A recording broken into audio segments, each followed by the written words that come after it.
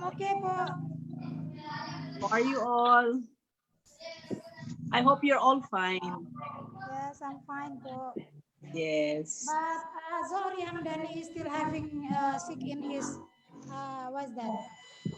In his leg. Oh, thank you. Good luck to all, especially to Mading Art. Good luck. Good luck. Thank you po. Thank you. Yes, and to all.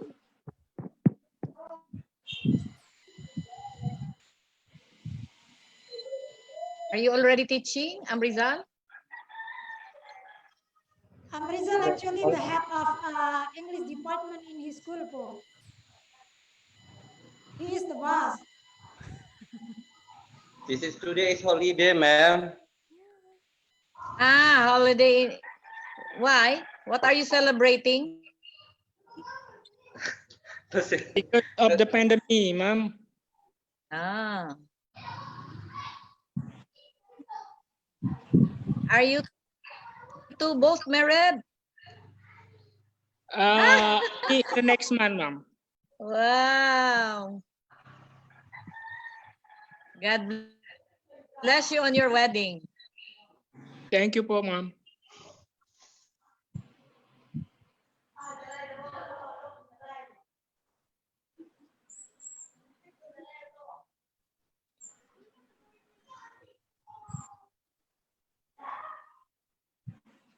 When are you going back, Amrizal, to the Philippines?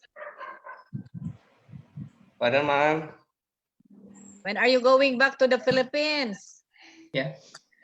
Yeah, if I have the chance, I would like to go there, ma'am, because I really miss all.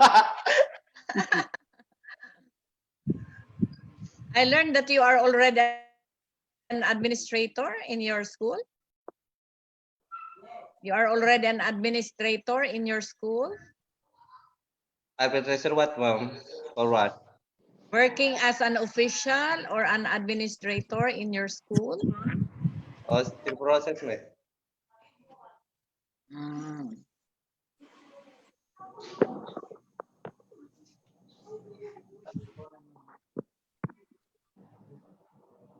You already have a long hair. Sorry. Okay.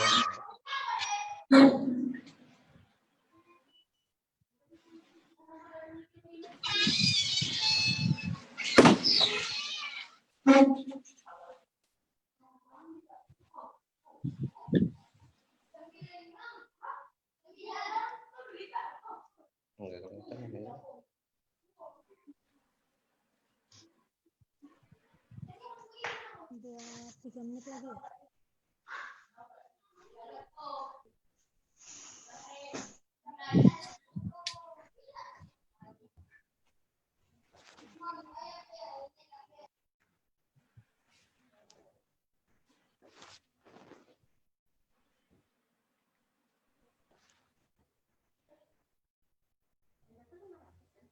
Ya lebih malah. Biasa. Biasa begitu memang. Nggak apa-apa kalau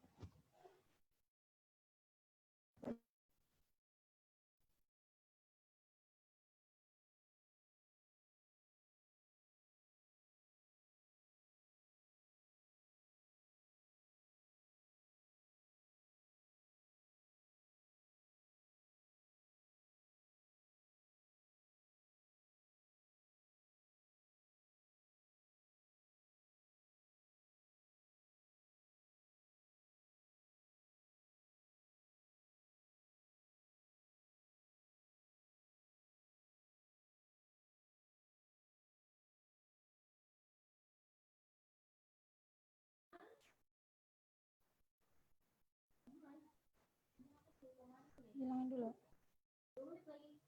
5 menit lagi.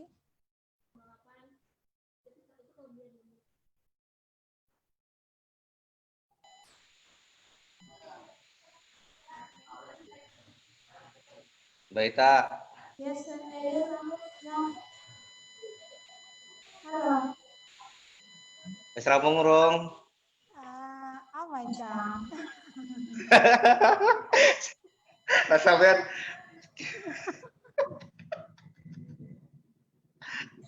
Later. Be patient, okay? Halo, Mas Asri. Welcome. It's nice to see you again, Mr. Asri. Hi, hello, nice to see you.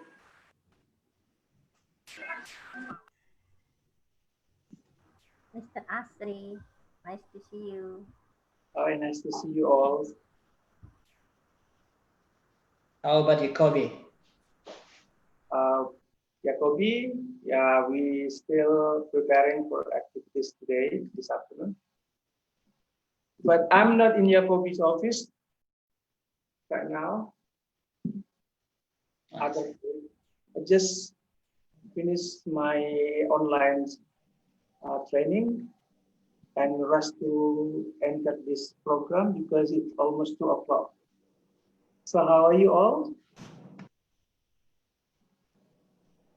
Very good.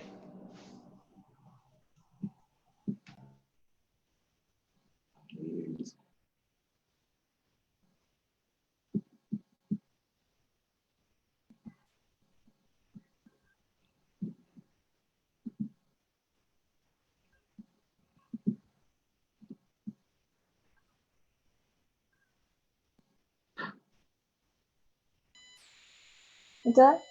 Okay, hello everyone. Ladies and gentlemen, may I have your attention, please?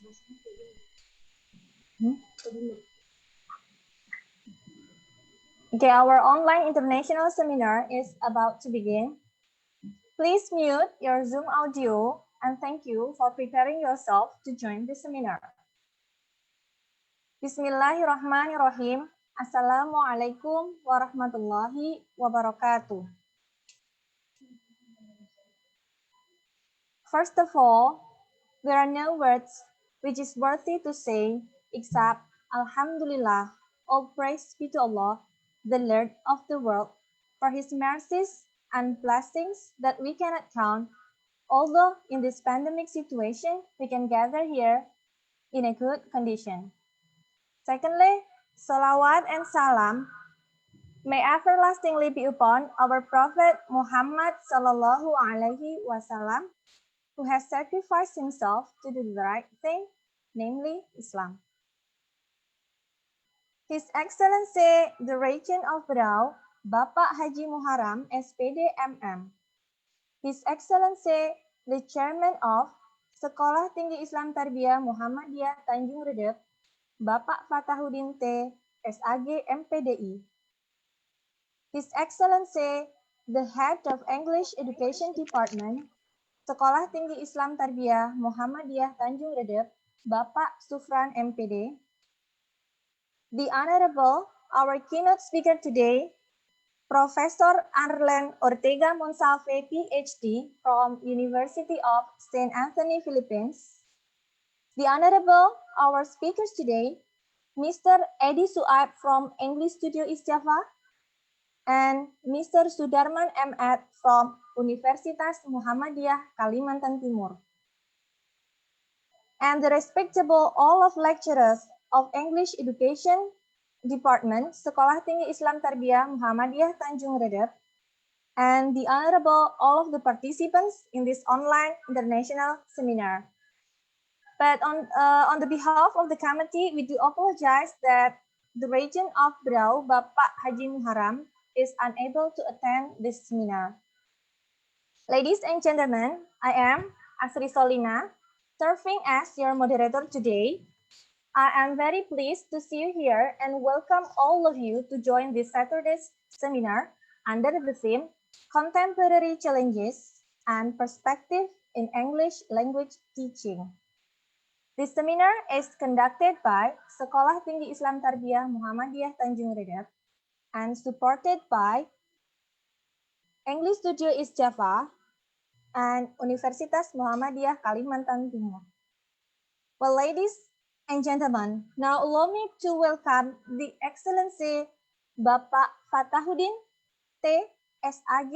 M.Pd.I, the Chairman of Sekolah Tinggi Islam Tarbiyah Muhammadiyah Tanjung Redeb, to deliver his opening speech. Please join me in welcoming Bapak Fatahudin T. S.Ag M.Pd.I. Ya. Bismillahirrahmanirrahim. Ladies and gentlemen, firstly, let's praise to the Almighty God, the most gracious God, who has bestowed our pleasure for the health, opportunity, and happiness we feel today. Without His mercy, it is impossible for all of us to enjoy this event. Salawat and salutation continue to be poured on the Prophet Muhammad, who has fought for Islam and guided us in the path of Allah Subhanahu wa Ta'ala. The Honorable dear Mrs. Professor Arlene Ortega Monslave Ph.D., the Honorable dear Sir Sudarman M.Ed., the Honorable dear Mr. Eddy Suaib M.A., the Honorable Committee and all participants.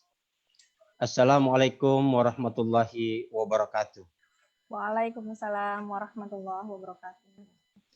Secondly, let me take this happy opportunity to express my gratitude to Professor Arlene Ortega Monslave Ph.D. is our keynote speaker in today's webinar from University of Saint Anthony, Ortega City, Philippines.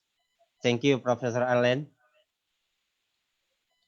Then my gratitude to other invited speaker, Mr. Sudarman M.Ed. from Universitas Muhammdiyah Kalimantan Timur, Samarinda. Thank you, Bapak Sudarman. My pleasure, sir. And my gratitude to Mr. Eddy Suaib M.A., founder and CEO of English Studio and English School in East Java. Thank you, Mr. Eddy. Thank you for your participation and contribution to share idea, inspiration, knowledge, and insight to us and all participants here. More thank you to those who are taking the time to attend the online international seminar on this occasion. It is an honor for me as a chairman of STIT Muhammadiya Tanjung Redeb to be able to organize the online international seminar activity, and we can present to all webinar participants from all over Indonesia, even from abroad such as Malaysia, Thailand and Philippines, Cambodia, Egypt, Peru, Nepal, even United States of America. STIT Muhammadiya Tanjung Redeb present this activity as one of services to the educational community, not only in the district of Berau, but also for the wider community. And I, as the chairperson of STIT Muhammadiya Tanjung Redeb, realize that STIT Muhammadiya Tanjung Redeb is one of the assets belong to Muhammadiyah Foundation, which is as the higher education institute to has participated actively and must be able to contribute for progressivity of the educational field. Ladies and gentlemen, let me inform you that English Education Department of STIT Muhammadiya Tanjung Redeb has been preparing and it is going to carry out for session and the webinar program. In this first session, we present a theme, contemporary challenges and perspective in English language teaching. Through this theme, hopefully it could provide information, idea, knowledge, insight, and problem solving in addressing education, especially English education where it is known well that English is multi-purpose language. Ladies and gentlemen, last and foremost, before starting this webinar activity, I would like to say thank you to the English Education Department of English Language Center of STIT Muhammadiya Tanjung Redeb as the initiator of this work and all our webinar partnership today from University of St. Anthony an English studio. From the bottom of my heart, I say thank you very much for you this mutually collaboration. And I'm looking forward to work together collaboratively for next time in order to provide excellent and better education to student and the academic community. May Allah subhanahu wa ta'ala gives you a blessing so that this activity is able to run well, being successful and achieve beneficial advantage. Finally, without lingering longer, let me lead the prior refers to each of your own beliefs and officially open the online international seminar activity today by reciting basmalah together. Bismillahirrahmanirrahim. Bismillahirrahmanirrahim. Assalamualaikum warahmatullahi wabarakatuh. Waalaikumsalam warahmatullahi wabarakatuh. Thank you, Bapak Fatahudin, for the wonderful opening speech. Well, ladies and gentlemen, before the presentation begins, let's know the regulation how the presentation will be going on. This seminar will be 2 hours long, and you are pleased to type your questions in the chat box. And for those who join this seminar will receive an e-certificate by submitting your attendance details. And please stay with us till the end of the seminar because the link of the attendance will be given at the end of the seminar. Thank you.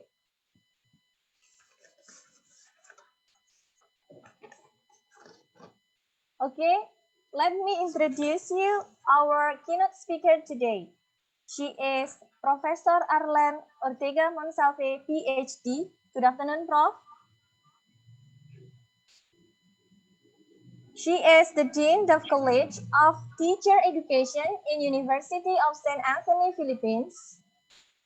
She also becomes the part-time of college instructor and graduate school professor in University of St. Anthony, Philippines. She has received her Bachelor degree of Science in Food and Nutrition in Philippines Women's University in 1984. She has taken her Master degree of Arts in Education, majoring in Home Economics in University of St. Anthony, Philippines in 1999.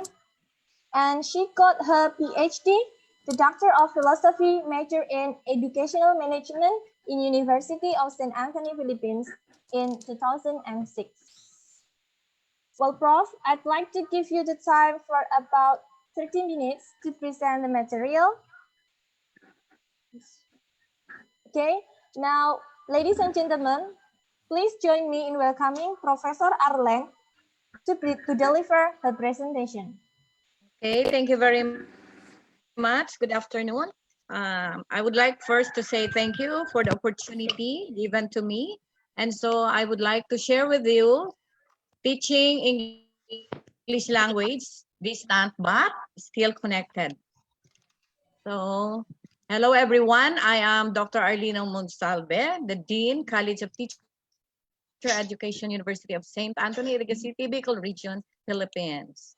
So the task given to me is about how we are going to teach English language through online. So may I start with our situation today. More than 1.5 billion students and young learners globally are affected by by schools and universities closure due to coronavirus disease 2019,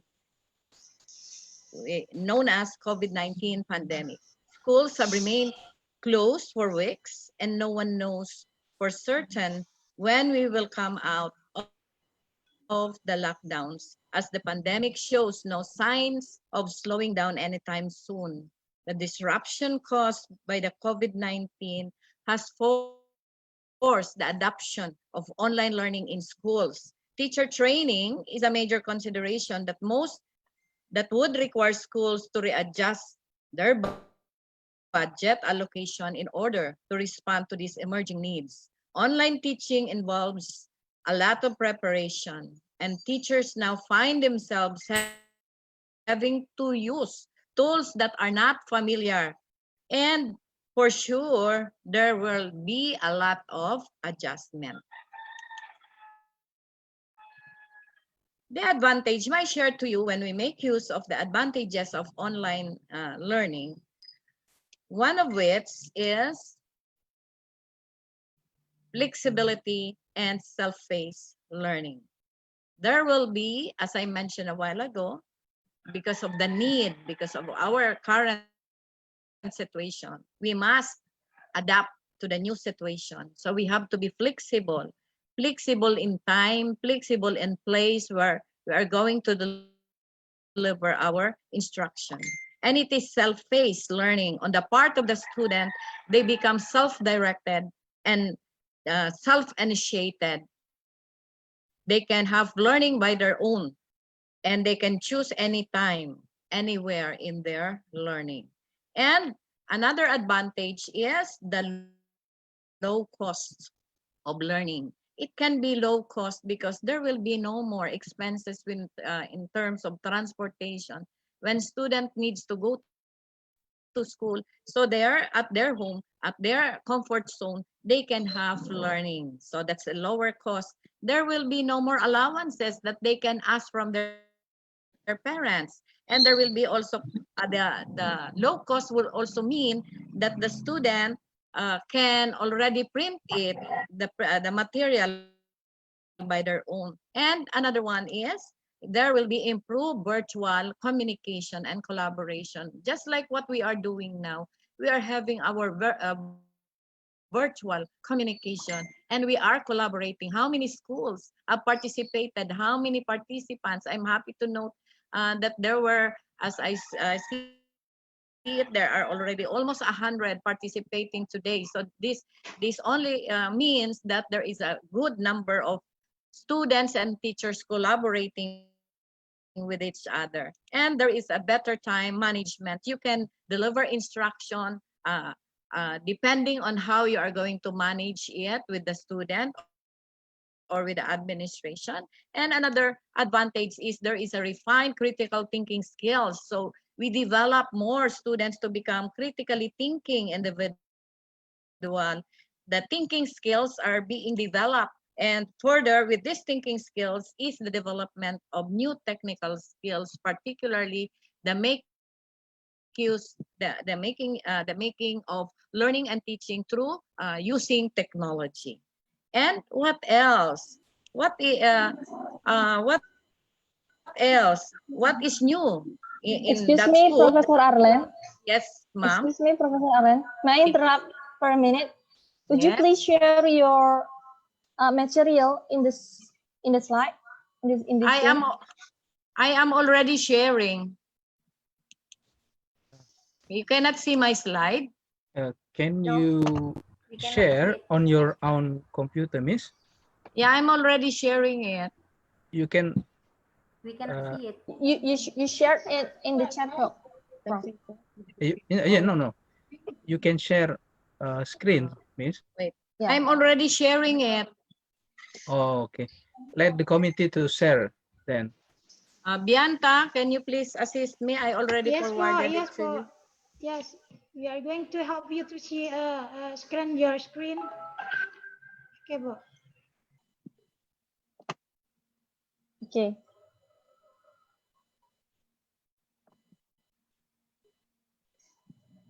Okay, you may proceed again, Prof. The committee will share the slide. I'm already on slide number 11.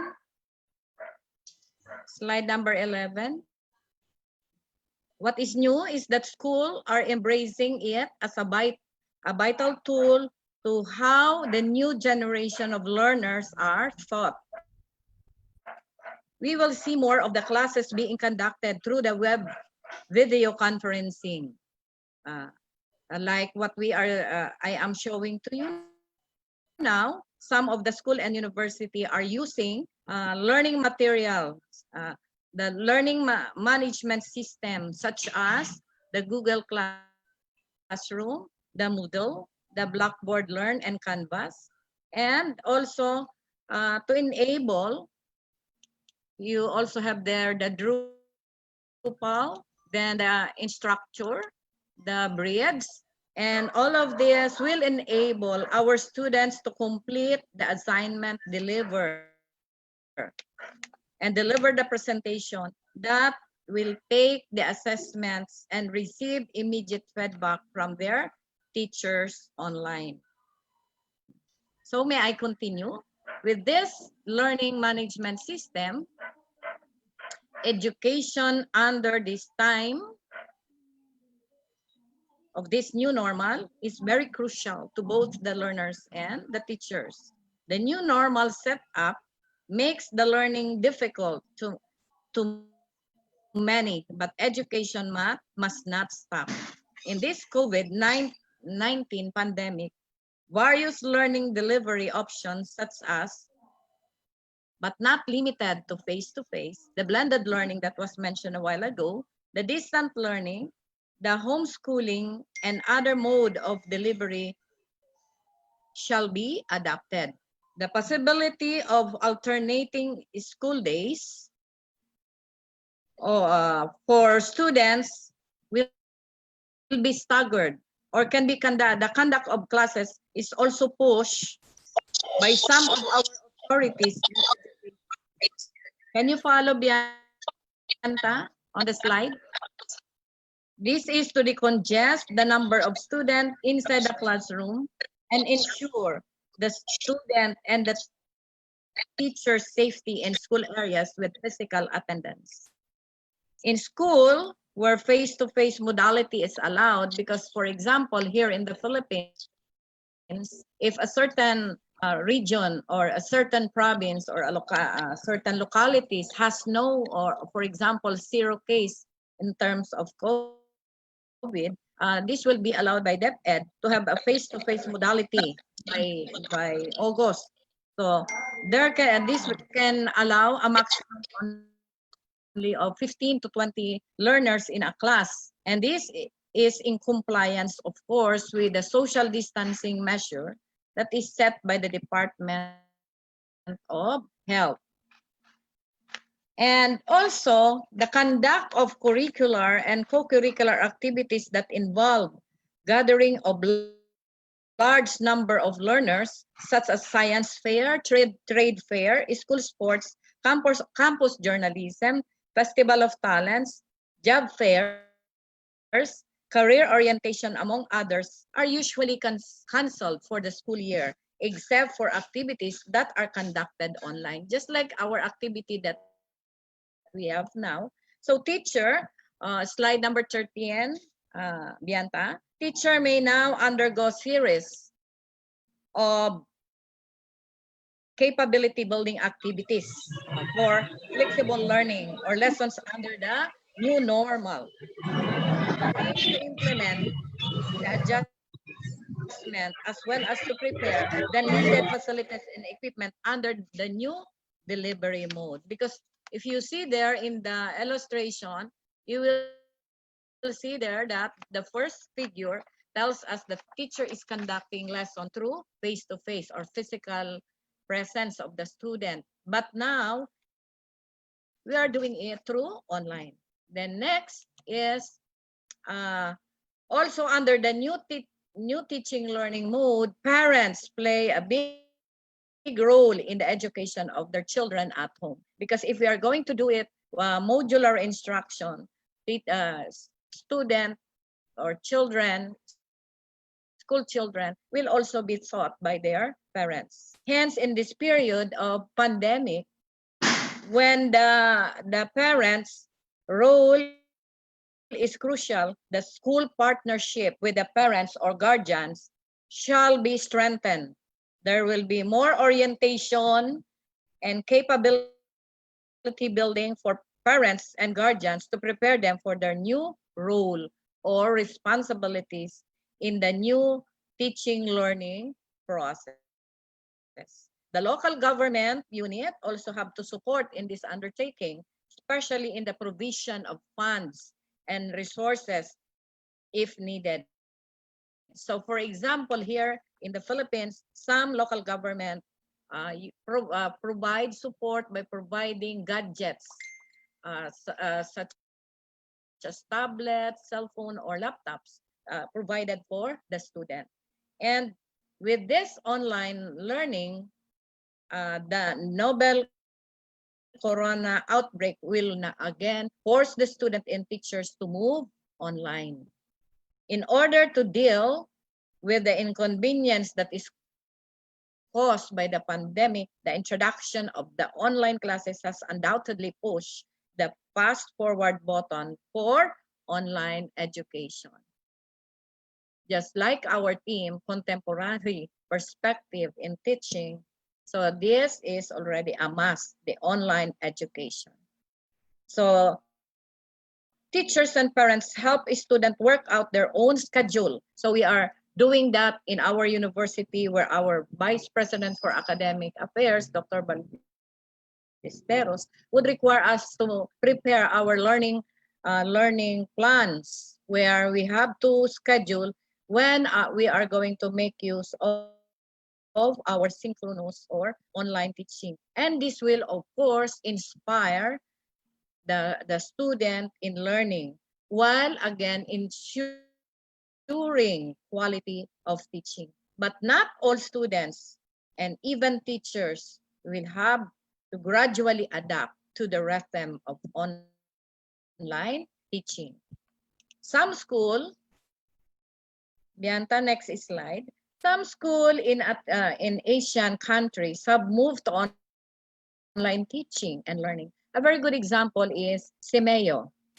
Simeo, where the Southeast Asian Ministry of Education have moved already into teaching, particularly those internship on the C-Teach program that the Simeo is providing us. So they have already moved from offline to online. So the nature of learning have changed, and it brings more opportunities for children to learn and arrange their time. For the online learning to be effective, there must be a platform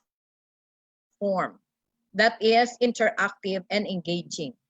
So for both educator and the student. So it must be able to monitor students' activities and behaviors systematically, especially when there are little or no opportunities for face-to-face interaction. Most importantly, it must offer security to ensure that what students do or post online is not exposed to external viewing. So still confidentiality must be observed.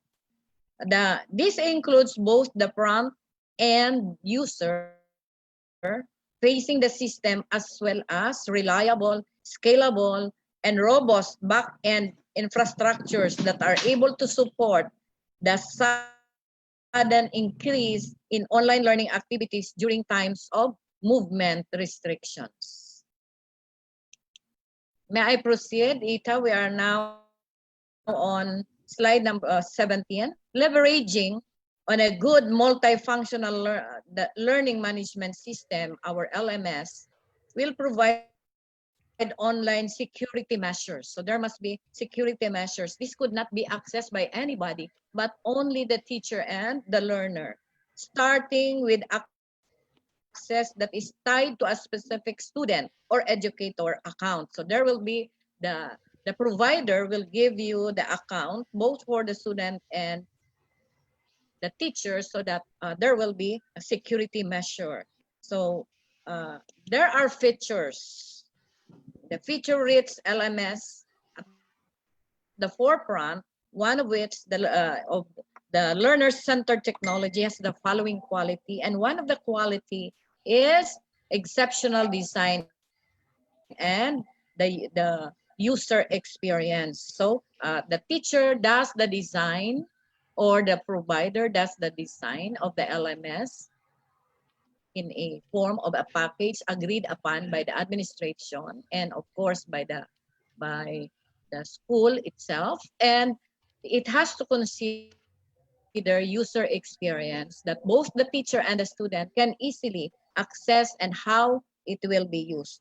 And another feature is it is highly flexible and customizable. So it is customized according to the level or to the content that the student should learn about. And mobile learning enabled for both online and offline learning. And it has extended enterprise training for customers. So the provider has to train our teachers because the delivery of instruction on the start of the learning should be smooth, that there will already be several trainings and practice so that as they deliver the lesson, it will be easy. So the partner members or the partner school will have to work with the teacher. So there will be formal as well as informal and social learning as well. And the flexible pricing is based on active users. So it depends upon on the provider how this will be deal with. So there will be a contract or memorandum of agreement that will be signed so that there will be no problem in terms of the use of online learning. Additionally, establish LMS provide platforms that can flexibly support a variety of teaching and learning activities, including notes, resources, and creative assignment that leverage video.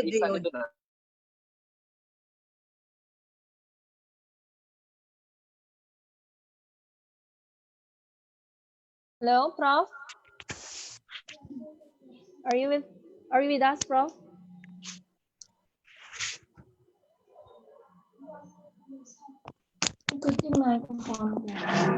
Hello, Prof.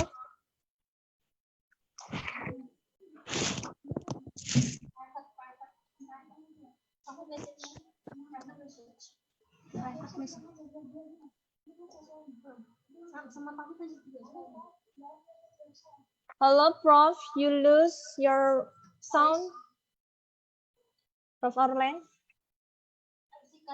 I think you just accidentally unmute your sound, probably.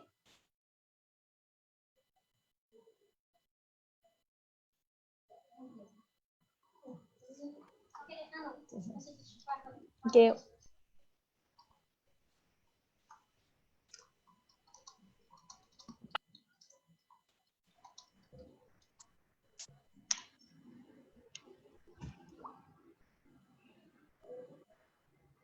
Hello, Prof. Bisa, you bilangin aja, you unmuted yourself. Okay, we are so sorry because the technical meetings from Professor Arlene.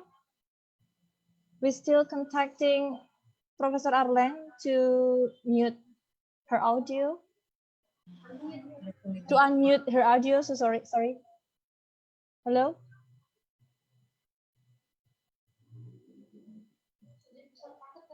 Sudah. Biar tapin.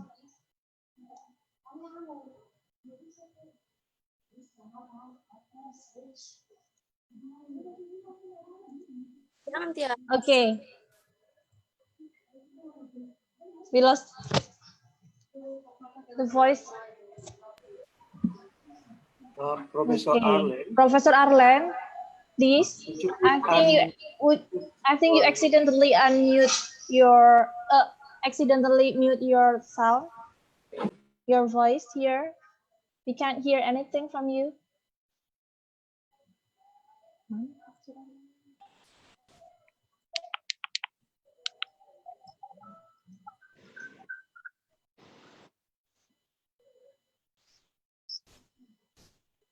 Okay, for the participants,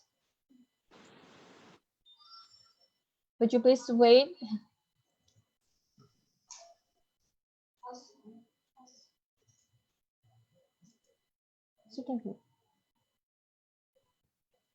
Wait a minute.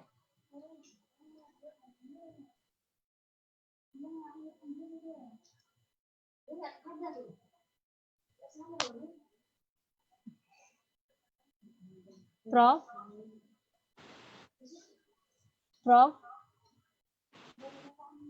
Hello, Prof. Do you hear me? Can you say something, Prof? Yeah, I think there's technical problems with.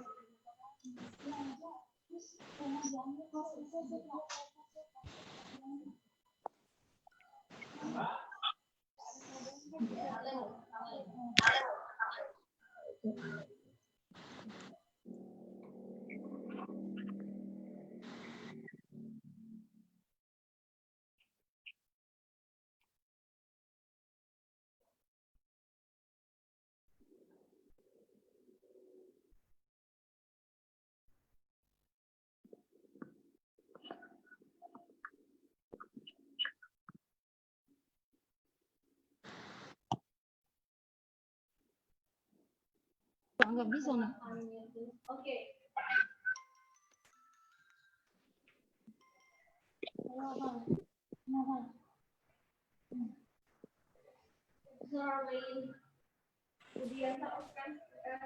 Oh, pakai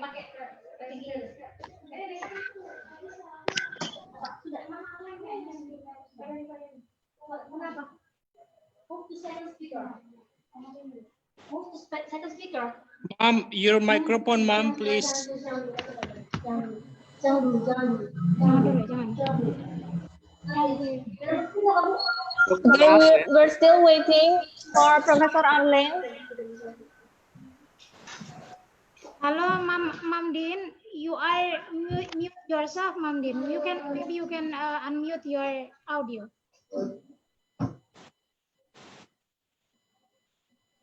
Prof.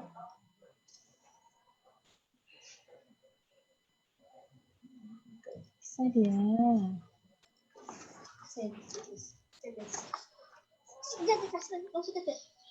Iya, kasih lihat. Prof.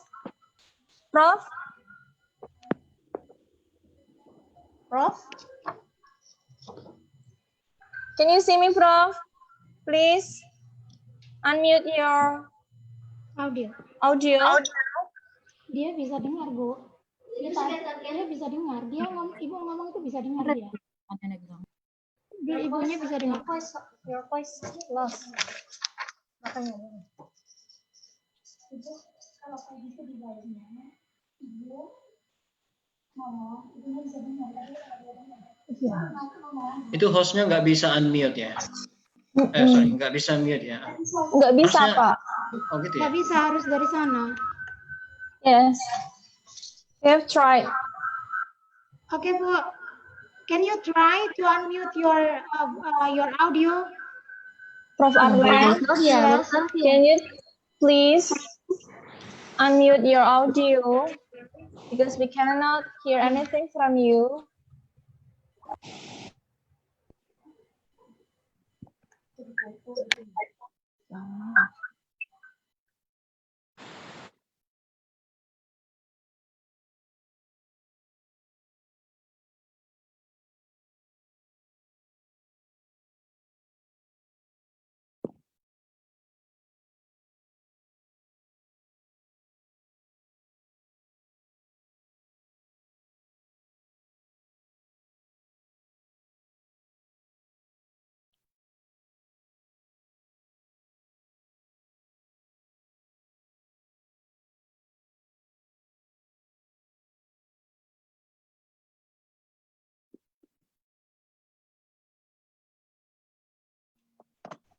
Can you hear me now?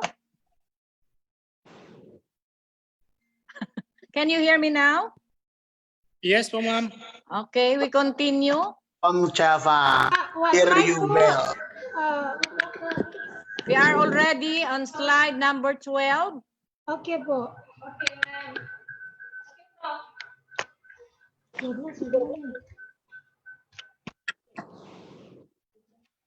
We are now on slide number 12. I'm done with the learning management system with the use of the Google Classroom, the Moodle, the Blackboard, the Canvas, the Drupal, and the instructor. And of course, I have already started discussing education under the new normal. And thus, this requires teachers may have to undergo a series of capability building. So may I proceed? An example of which is the Yes, Southeast. Prof. Yes. Yes, you may proceed. Yes. Yeah, I'm already on slide number 16. Okay. Slide number 16. Some schools in the ASEAN countries has moved to online teaching and learning, and classes just move from the offline to online, so that the nature of learning has not changed but brings more opportunity for children to learn and arrange their time. For online learning to be effective, there must be a platform.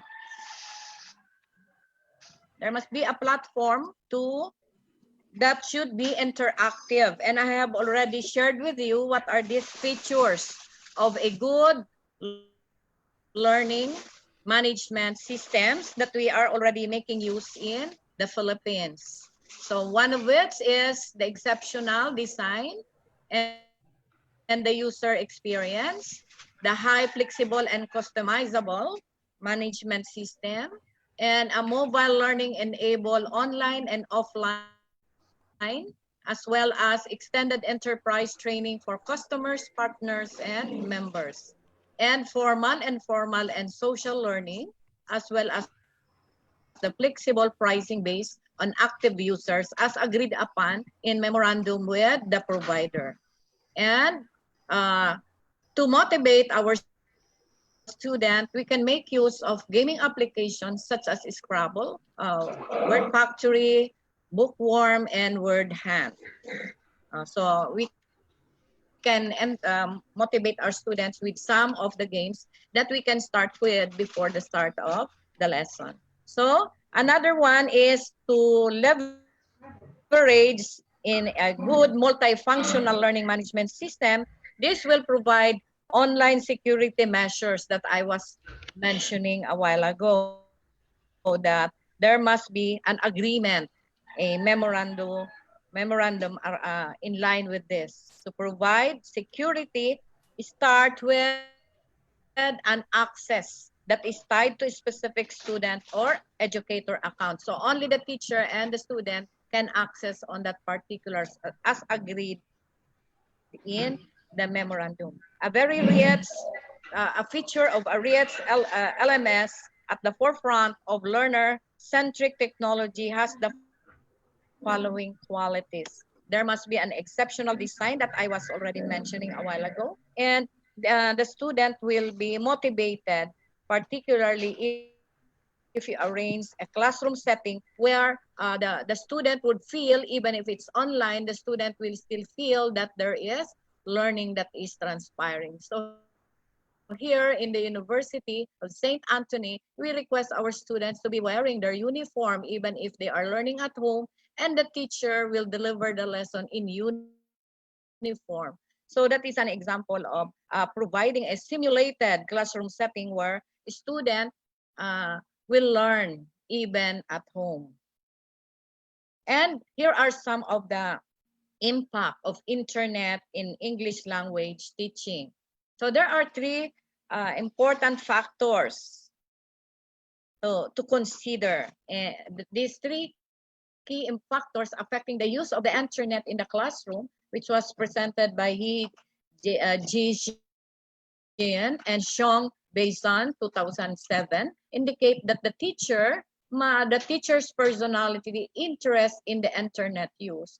You know, there are some problems that we are encountering, especially if teachers belong to the generation where they are still digital migrant. So the problem is usually teachers does not like to make use of internet. But because of this technology and this pandemic, we really have to adapt to the new situation, the use of internet technology in teaching. So another one is teachers' ability to integrate internet resources into classroom activities. Teachers' ability to integrate internet resources into classroom activities. So how can we do this? So the teacher should really have an ability, strategy, can make use of some modalities in teaching, how he will be able to integrate the use of internet resources into the classroom activity. For example, the use of Kahoot or certain games where students can engage while delivering the lesson. Another one is the gaming application that I have mentioned. So the internet here is really needed, an important medium that will provide a very good purposeful and powerful tool on online communication in language and writing classes. On the internet, you can make use of the following, computer facilities and technical support in school. That's why a while ago I was mentioning that budget administration, the administration should really support the computer facilities of the school should be already adjusted to the recent times and the technical support in the school. Another is English now is more commonly used as a language of communication, both for the non-language, the non-native speakers of English than between native speakers of English. So you will note that in this case, the in-service teacher training courses, for example, the internet-assisted language teaching are strongly recommended to further develop and implement the internet-assisted language teaching. It is also suggested that the school should be provided with modern functional computer facilities assisted by technical support. So please take note that the teaching of English are now commonly used. This is particularly in the case of the Southeast Asia, where the primary role that English play is as a lingua franca or the native tongue. It is the language of communication between the Asian, the Asians themselves. And for example, English is the de facto language of the ASEAN, meaning this is now a must for us to learn English because these are the most commonly used language. And this has two important implications for teaching of English in the region. The first concern with cultures. Cultures should be taught through English, and the second concern, which variety of English should be taught. So for example, in your place, what are these to be taught? Then if English is used primarily for communication between the so-called non-native speakers of English, then the culture and background of those people become more important than any culture traditionally associated with native speakers. For example, as it is most likely that Indonesians will need to use English in order to communicate with someone from the region. Say, for example, a Thai or a Korean or a Vietnamese. I learned that in Indonesia, there are lots of foreigners. And then Indonesians will need to learn about the culture of these people in order to be able to talk to them in a knowledgeable and courteous way. Similarly, Indonesians will have to warm towards a person who can discuss with them in English aspects of Indonesian culture. This means that the ELT, the English language teaching curriculum in Indonesia and any other part of Asia needs to change. Instead of giving students information about the culture of native speakers, the curriculum should include information about the cultures and people of the ASEAN and Asian region. It's also important that students are prepared to be able to use English to talk about their own culture and issues which are important to them. Methods, there are. We now proceed to the methods. Slides 21, Bianta, on the methods and strategies for teaching the English language. Okay, so, Bianta, there is no singular way of teaching English language in any culture, but having the necessary skills and knowledge to be a language teacher is always a must before one can teach any foreign language. All English language teachers should be, one is English language teacher should be multilingual and multicultural. So we need to learn other languages, and that's when we learn the different languages. We are also learning the different cultures, and ideally know the language of their students who are buried in your school, and understand the educational, social, and cultural context in which they are working. Another is they can be either be able to provide an accurate and attainable model for their students, or if they speak another variety, understand that where a local variety of English exists, it is an appropriate and well-formed variety that is not inferior to their own.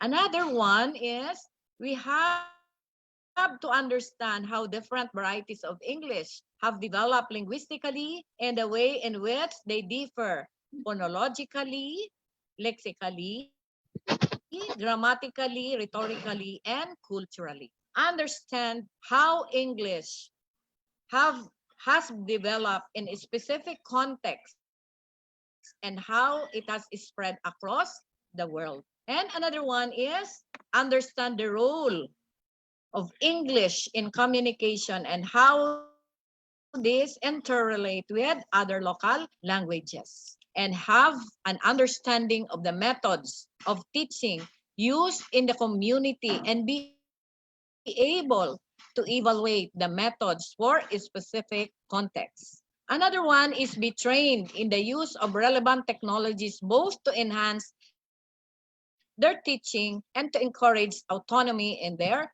student. And of course, be able to evaluate English language teachers' materials. So your materials should be evaluated critically to ensure that these do not either explicitly or implicitly promote a particular variety of English or culture at the expense of others. Another one is be able to evaluate as well as specific needs of their student and teach towards those needs and be able to contribute to the extracurricular life of the institution in which they are working. And of course, last, to know the context and respect the local knowledge. May I proceed, Bianta, to yes, Prof. slide on the role of the teacher in language teaching. So I am now on slide 33, Bianta. The Okay. teacher as a learner. The teacher has to think from the learner's perspective before she plans to interact with the student. The teacher have to think several times, plan how she will be able to manage to interact with the student. When a teacher plans with the learner's perspective, you start already teaching. Students can receive the information without any hesitation in learning. Another one is the role of a teacher is the teacher as facilitator. That is now the teacher of today. The teacher, it is a very significant that the student should sense that their teacher is concerned about them, and that teacher should become the best facilitator to the students in all aspects. As a facilitator, she has to direct and support students in learning for themselves. As a self-explorer, teacher should develop best learning environment, which reflect the student's life in societal, intellectual, linguistic occurrences. As a facilitator, a teacher should lay a very good foundation for their personal growth. Another role is the teacher as an assessor. Assessing is one of the important tools for extracting student knowledge by giving a continuous feedback. So we are now to recall, how do you recall the 101 phrases that the teacher has to use. Teacher's role is not complete just by teaching the lesson. Assessing is an effective tool for making students' learning perfect. A teacher, before assessing a student, has to first assess their own conclusions as to what extent the student will be benefited with their correct assessment. This assessment can be carried out through verbal feedback. So you let your student recite, answer, respond. By concluding, for example, a teacher can conduct quizzes by giving some tasks. An assessment makes a teacher to plan for her future teaching techniques and in guiding them to master their language. And another role is the teacher as a manager. The teacher's role as a manager is very significant and imperative role in managing a class.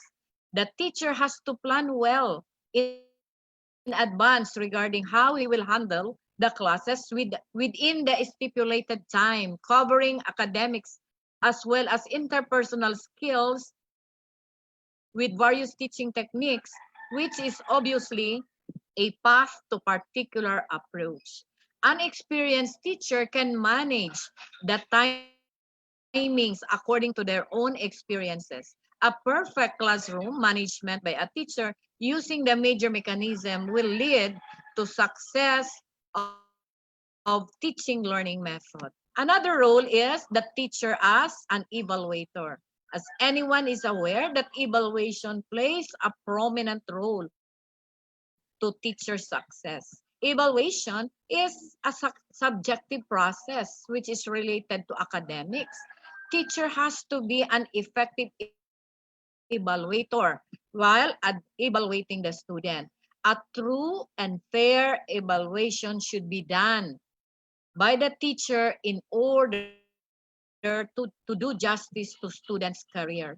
A student has a wide scope of learning through the mistakes committed. As an evaluator, a student should also be focused on the areas of competence rather than on the weaknesses, and every student should adhere to positive expectation.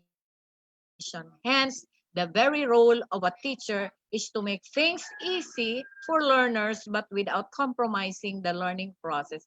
That is, giving the best learning experience for the learners through difficult times. And with all of this role of the teacher and the given situations and online teaching, however, there are issues.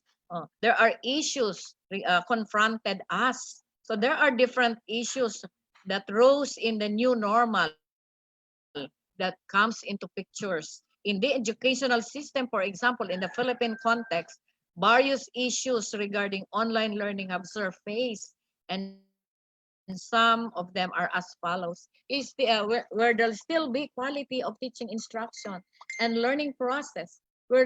How about the content or the topics or the lessons to be discussed? How about the reliability of the assessment and the outcomes? So these are some issues that we have to face, how we have to think and plan so that we always really provide quality of teaching and instruction. So there are trends. May I proceed to the trends in teaching online? With the current situation of the world, several trends in educational landscape arose. This trend is geared towards a huge explosion of different learning platforms that enable teachers and students to interact with each other. This include our Zoom conferences, just like what we are doing now, the Google Classroom, as I mentioned a while ago, the Moodle, the Edmodo, and even the FB Messenger.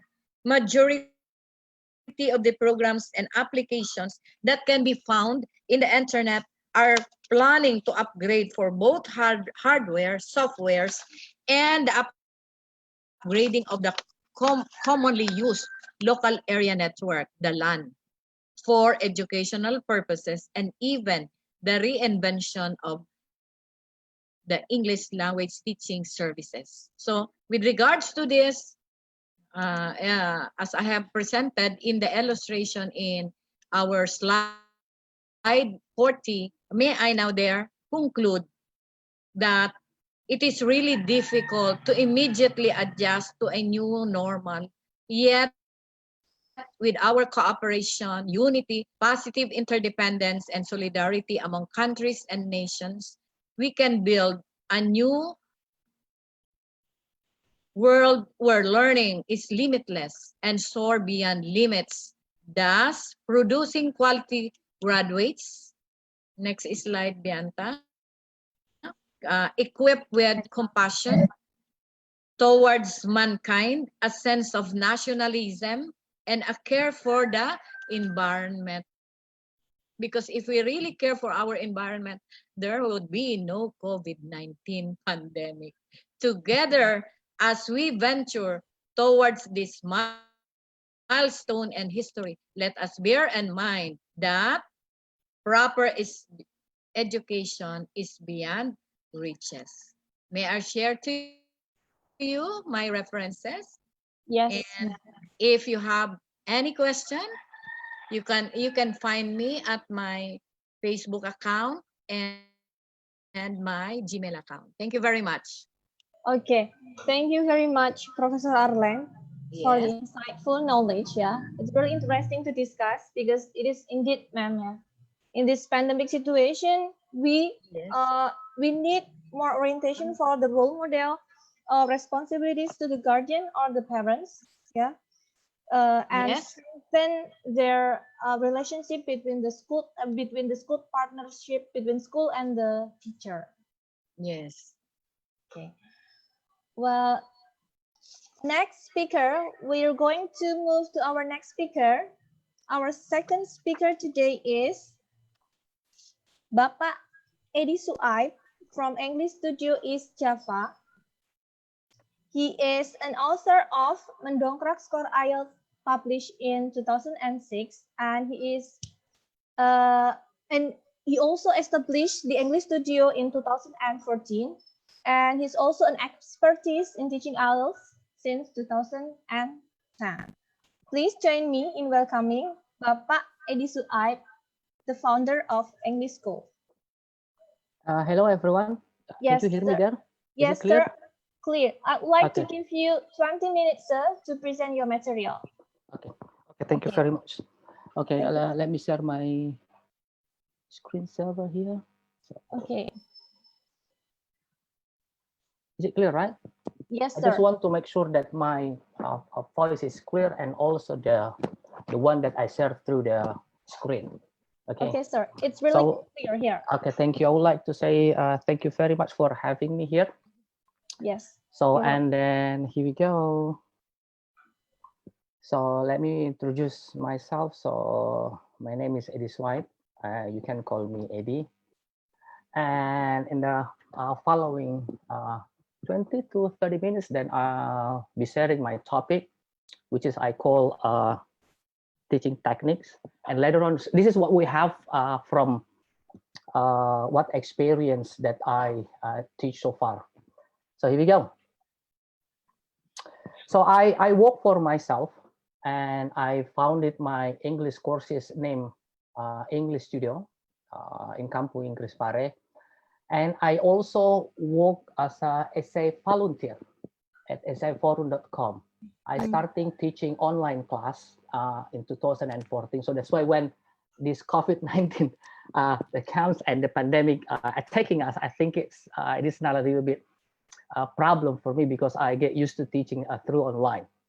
And 2016, I also work as a as I reviewer volunteer in IELTSonlinetest.com, and okay, and I have started teaching English in Kampung Inggris in 2010, and this is that I want to share with you guys here. Okay, okay. So for those who do not know this place, let me share you a bit about this place. So Kampung Inggris is very popular among people in Indonesia, and it's located in two villages in a sub-district Kediri, Pare. The village is visited by various local and non-local communities. Kampung Inggris Pare has more than 100 course institutions which operate and become the largest English learning center in Indonesia. And usually, many people come to learn English when the holidays come. I think one of you here has already visited the places, right? And the learning system in Kampung Inggris is more directed to conventional learning ones. They emphasize on the discipline, intensity of learning, and also a supportive village environment. This has happened long before we faced like the pandemic one. So mostly we start a class at 5 o'clock in the early morning and ended up at 10 in the evening from Monday to Friday. While in the weekends, some students prefer having some short break with visiting neighbors of villages. Some other also prefer to stay in the dormitory, brushing up their lesson. As this is a small village far from a city crowd, so the most common form of active transportation are walking and cycling. When you visit this place for the first time, then you will be a little bit shocked with the number of students riding their bikes, forth and back from one to another courses for every hour and a half. I still believe that I have one of the best jobs in the world because I get to work with the people who are energetic, creative, and also insightful, with great purpose, wanting to study and work overseas. They happen to be 20 or 30 years, something around 20 or 30 something years of age. And I really think this cohort keeps a person teaching them motivated all the time. And I think that's probably when I'm with them, I sometimes don't know the time. I forgot about the time at all. So 10 years experience in teaching English have taught me a lot about teaching experience and teaching techniques. I think it's, as you see the picture there, I think it probably, most of us remember teacher-centered classroom. This is probably what we're familiar with us from our youth. You remember the teacher was in front of the center. The students were in nice, neat rows, not allowed to talk each other. And the teacher, the source of authority, downloaded the information to the students who read it back to the test, designed to measure how much content they could remember. Yes. And now I have to admit that I love lecturing, but my students don't always love it. It doesn't always inspire. So as you see the picture, this one. So I was thinking what really inspire and what this can be challenged. And this also a challenge for some teacher will have. So, and years ago, when break time came, I went to small cafeteria in order to have my lunch. Before having my lunch, I was standing in the lunchroom, being visible, watching students go through the cafeteria line. And I watched them go through the line. Then it occurred to me that these students love having choices. So I said to myself, maybe they would walk in the classroom. Let the students have choices. And so that's why I did. I converted my classroom into a situation where a student's choice was a big part of the room, along with the 4 other C's: collaboration, communication, critical thinking, and also creativity. Actually, over some years ago, Those last 4 C's on the list are identified as essential 21st century skills that students should learn. And I totally agree with this. So if you see the first here, so this is a collaboration. So what we need now when we have like distance learning. So collaboration is important skill to learn and practice, as it will give the students experience in working with others they may not connect it normally with. And let's move on to the communication as the second consideration here. This requires students to convey ideas and also to make people easy to understand what they deliver. This involves multiple phases of communication, including listening, verbal, written, and also social media. Thirdly is critical thinking. This empowers students to think out of the box. That's for the creativity. But for the critical thinking, they need to think of why this something happened. So they need to discover the truth for themselves. It may start with the students always asking why. So in my class, so I teach IELTS and any other English testing preparation. Then so we start composing our ideas. So we need to start to find out the big whys. So this helps students to think critically in order to find out the truth. Fourthly, creativity. This is the ability to think outside the box, to find solution. And this will give the students a strong advantage later on when they will start their career. If you see on your left, yes, on your left, I've added choices to the next list. This is not a skill for students to learn, but I think this is a characteristic for the classroom. By choices, I mean here a situation where learning activities are available to students, designed to meet many diverse learning styles that they have. The students love it as much as they love the choices when they are in the cafeteria. Now think we are made this for learning. Okay, imagine our early hominid ancestor out looking for food. Don't you know that finding and tracking their hunting require critical thinking and problem solving? It definitely requires collaboration, a teamwork. I know you cannot do this one by yourself. So that's why you need teamwork. Collaboration requires communication. And then I imagine those people standing around the campfire at night, reliving the adventures of the day's hunt. They must have a smile on their faces. And they were retelling the story of the hunt. I know the smile, if you see here. So they smile when they put those cave paintings here on the wall, because creativity is a uniquely human, pleasurable, satisfying activity. So I believe that our brains are wired for the 5 C's.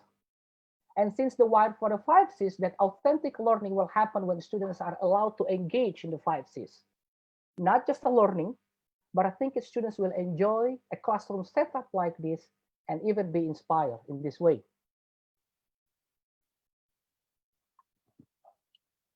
Now this requires a classroom setup based on 5 C's require a shift from a teacher-centered classroom to the student-centered classroom.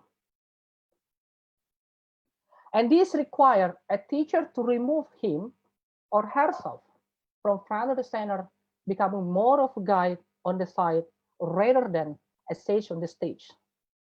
But this opens up opportunity to not merely teach, but to coach, to mentor, to nurture and inspire. And that's why I love it so much. Well, it is important for me to say that this is not my original ideas. I standed on the shoulders of giant. Remember Plutarch? He said it long time ago, the mind is not a vessel that needs filling, but wood that needs igniting. And more recently, Albert Einstein said, education is not learning of the facts, but training of the mind to think. So, collaboration, communication, critical thinking, creativity, and student choice, what does it look like? If I could just share with you briefly the experience that I've tried with this, I've taken my classes and divided them into 2 to 3 a week units. At the beginning of the units, the students are given a menu of all activities that are available on the board. You see here's the white one. And now this has been challenged because I've had to write all the activities so that no matter what combinations of activities a student chooses to do based on their learning styles, and no matter what order they choose to them, they still achieve the required objective for the unit. It's been fun, while at the same time, it's been challenging, but the students love it. They love having the choices. And there are many times when they forgot that I am also even the room. And I think that is okay. And if you come to visit my class on typical day, you will see some students working through the laptop. You will very likely see some of them working on some website activities online. The previous that I mentioned, the 2 websites that I work with. And it's very possible you will see some students in the corner of the room with headphones and watching a video related to the unit, writing out to the answer questions and accompany with the video. And also, I think you probably noticed some students attending their ongoing writing presentation. Okay, as you see there, there's the activity that we have in my class. And if you see here, the one, so these students fill out what we call reflection sheets. That is designed to get them or to get him to think about the learning, self-evaluate their effort, take past knowledge, and connect it to the knowledge.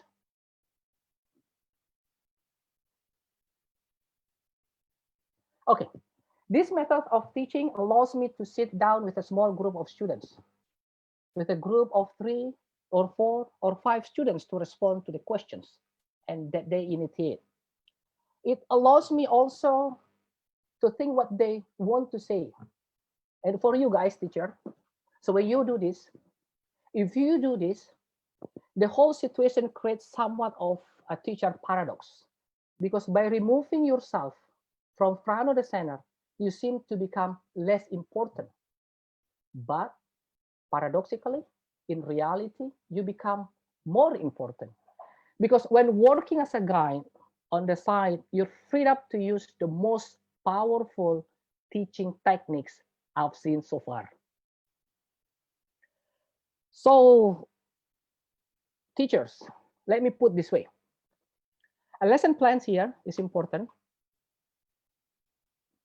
Okay, well-organized, consistent discipline plan is important. Effective use of technology also is important. The standards are important, but please don't let them stifle your creativity. All of these are important, but what students gonna remember most of about you is your caring. That is the most effective, most powerful, most inspiring way of teaching, getting them attention, motivating them, and inspiring them. What they're going to remember most is that the way you look at them in the eye and ask them about extra activity and their part-time jobs that have done for them. And your time is 3 minutes left. Okay, that's great. And what they're going to remember is you were transparent, that you were real, that you had ability to laugh with yourself and laugh with them. So what really important that I want to highlight it before I close this presentation, and how do we motivate, how do we inspire, allow them to involve themselves in the classroom, in students' choice, with collaboration, communication, critical thinking, and also creativity. Thank you very much.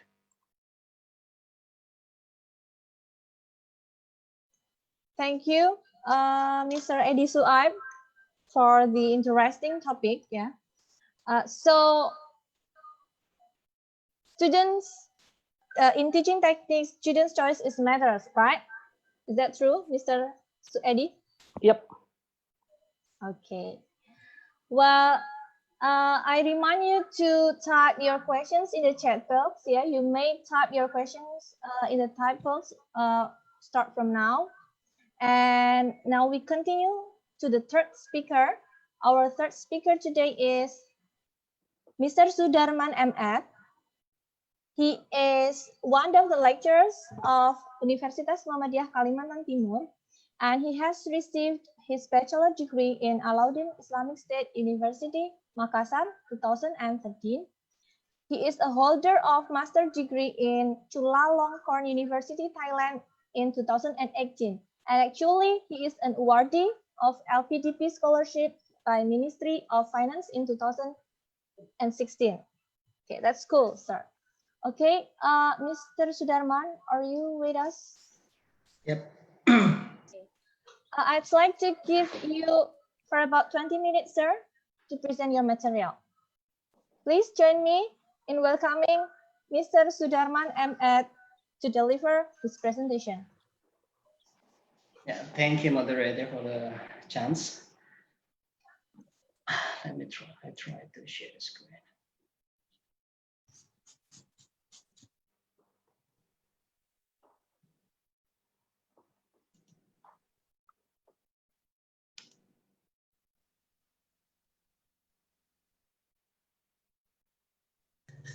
Can you see my screen?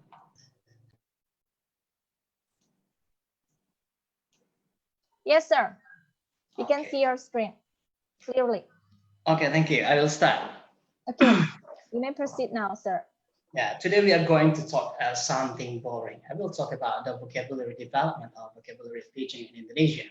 So my topic will be more specific in Indonesian context with a more specific topic, vocabulary development. So I will kick this off by showing you a survey, data from a study conducted by English First, the proficiency index. Yeah. Okay, this is the proficiency index of Indonesia. Can you hear me clearly, please? Can you hear me? Yes, sir. Yes, sir. Okay, this is a survey conducted by English First towards the English proficiency index for 100 countries for 2019. So I start the data from 2013 until 2019, the newest one. So if you look back at 2013, we will see that the proficiency level of Indonesian is moderate. And then 2014, the same vein, moderate proficiency, but the score is a bit lower. And then we go to the 2015, same moderate proficiency, and it's a little bit increased from 52.74 to 52.91. And then in 2016, still moderate proficiency. Yeah, it's still normal, but after 2016, we have something set. Okay, in 2017, the proficiency index of Indonesian was low. So the point was 52.15. It's very low. And then 2018, it was even worse, 51.58, low proficiency as well. And the recent one, 2019, low proficiency, 50.06. Okay, what I would like to show here is the trends. Try to look at the trends. The trend's supposed to be increasing, but here what we can see is the trends, the proficiency index of Indonesian, it's even declining. So if the question is, what's the biggest challenge? What's the biggest challenge for ELT in Indonesia? I will say this is the biggest challenge for us. Okay, year by year, it's supposed to be increasing, but if you look at the data, it's even decreased.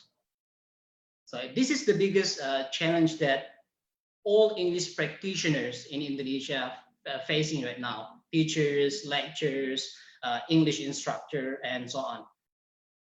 Okay, we try to make it specific. This is the rank. So in 2019, the English peers tried to rank from out of 100 countries, and Indonesia ranked 61 out of 100. Okay, this is on the right table. This is the rank among the Asian countries. You will see that Indonesia ranked 14th. Okay, far below the Singapore, the Philippines, Malaysia, Hong Kong, and even Vietnam, Pakistan, and Bahrain. Yeah, so this is our challenge again.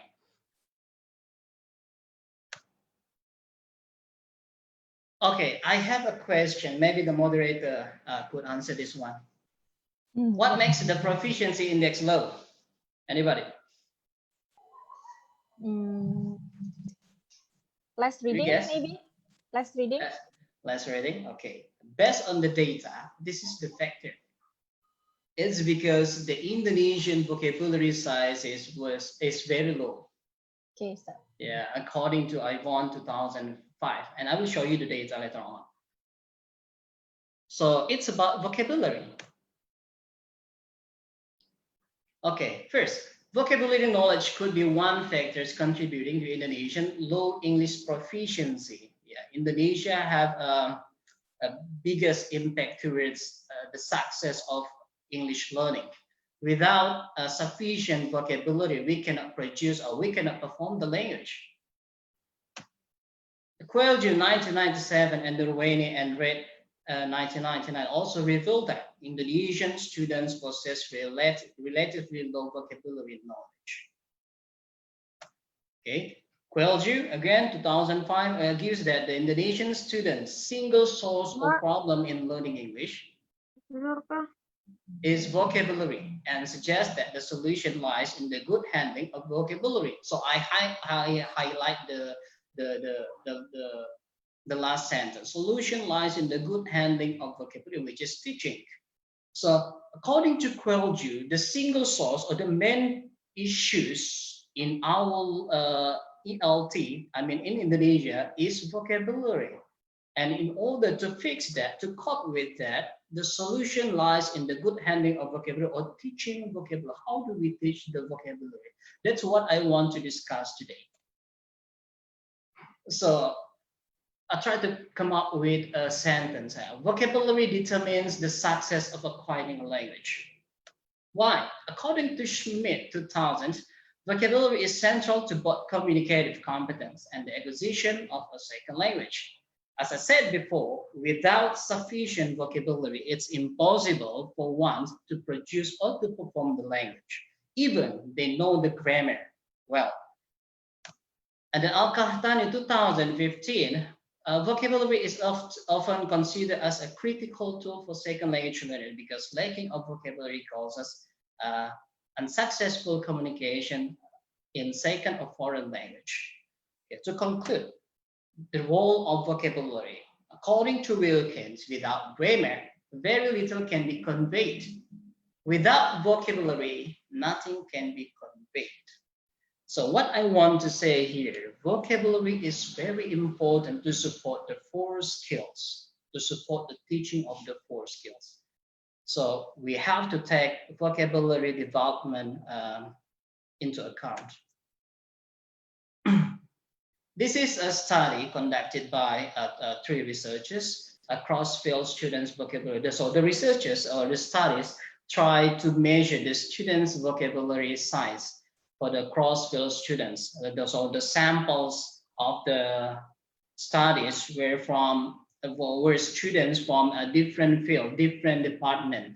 So Quinn in 1986 conducted the research, and she found that the students only possess less than 1,000 word families. It's very low. And then Ruweni and Reed in 1999. So Indonesian students only knew around 1,226 word families. So the latest one, Nur Hamida 2007, found something not really different from what Nurwani and Brett found before. Only 1,240 word families. It's very low, far beyond the threshold. So this is the pre-service English teachers vocabulary size based on the study. Okay, not many studies conducted on this topic. So I will just pick 3 studies. So they tried to measure the vocabulary size possessed by Indonesian English department students. In 1997, Quinn conducted research to English, pre-service English teacher, and found that even the English department students, they only know around 2,800 word families. And in 2017, Kurniawan found it's even lower than the study before. It's only 1,400 word families. What we can see here is the students' vocabulary size tends to be decreased, not increased. And then 2018, I conducted a research to do the same like Kurniawan and Quinn did before. And then I found that the Indonesian vocabulary size was even lower. So it's like the trend is decreasing. It's supposed to be increasing, right? Because you know what? The samples of these studies were the English department students. They were first grade students. It shows that after learning English for 3 years in junior high school, and then 3 years in high school and even elementary schools, they learn English. They just have 1,273 vocabulary size. It's very low.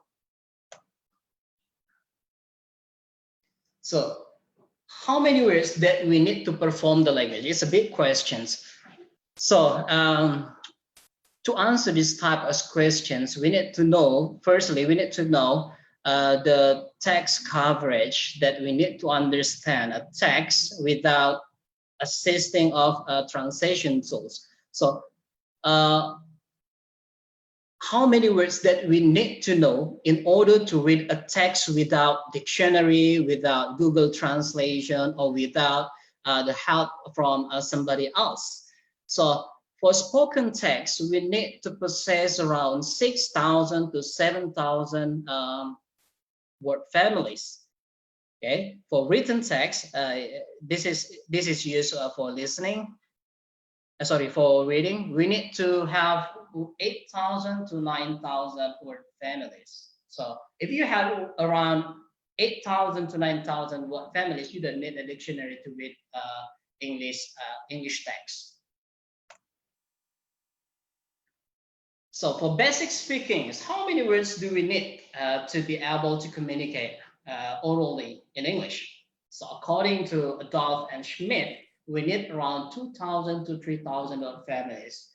So if we go back to the data that I show you, Indonesian students possess more than 2,000, means that we had problem, we struggle to perform the languages because we don't have a sufficient vocabulary knowledge or vocabulary size.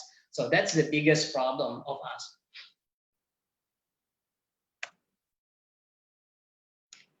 So next question, why is Indonesian vocabulary size low? According to Henanto, vocabulary is still neglected in the field of language teaching and learning in Indonesia. People no longer teach, teachers no longer teach vocabulary in the class. They don't think that vocabulary is something worth to teach in the class. So they just focus on the 4 skills and neglecting the vocabulary development in the classroom.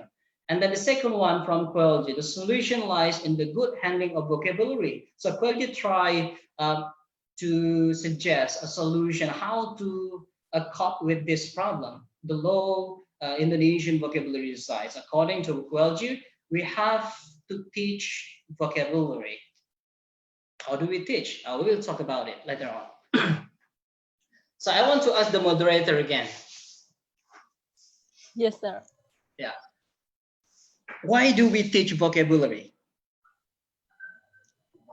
Because? Because? Anyone can help me, please? What's the purpose of teaching vocabulary in the class? Anybody? To write and speak fluently. Well, sorry.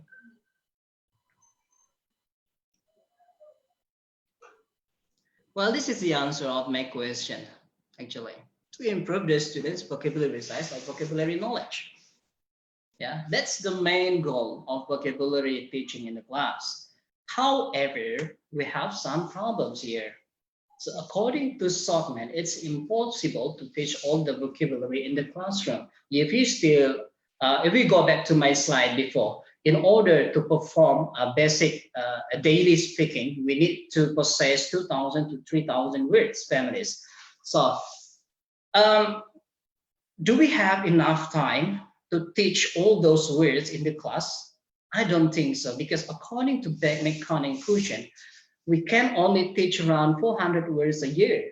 Only 400 words a year in the classroom.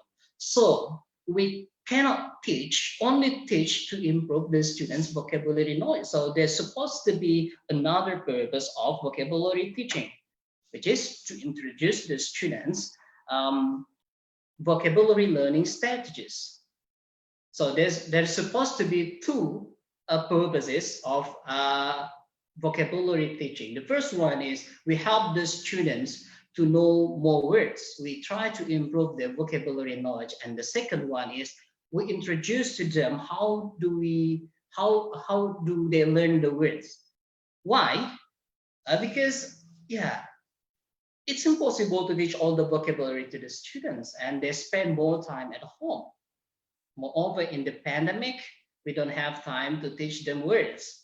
So we need to teach them how to learn the words by introducing some vocabulary learning strategies.